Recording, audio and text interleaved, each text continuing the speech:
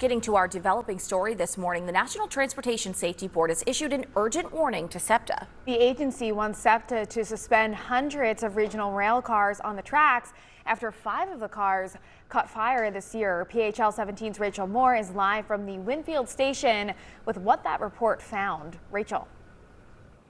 And Jenna, Deja, the 2 most recent fires happening just last week, one in Fort Washington, another in Philadelphia. Now, NTSB recommends that SEPTA take emergency action in removing these trains from the tracks. They say that their passengers are not safe, that these rail cars are old and outdated. Now, even though NTSB nor SEPTA, they can't identify why exactly these rail cars are catching on fire. There is no root cause. It has eluded all of us. We want to make sure that these cars are safe. So we have pulled out every stop to try to do that.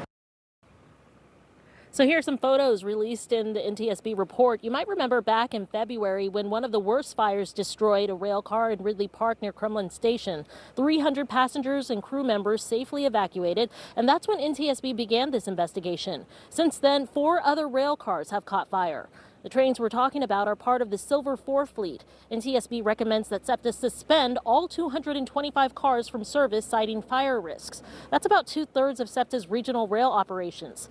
Now, these cars were entered into service back in 1974, and they haven't been refurbished since. And the report says that the design predates the federal fire safety standards established back in 1999 and most recently amended in 2002.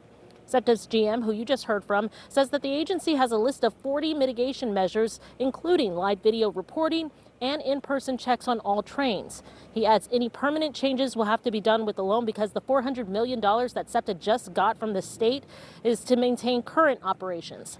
Now, SEPTA says that it does have a plan to replace the rail cars, but it's going to take about 10 years and $2 billion.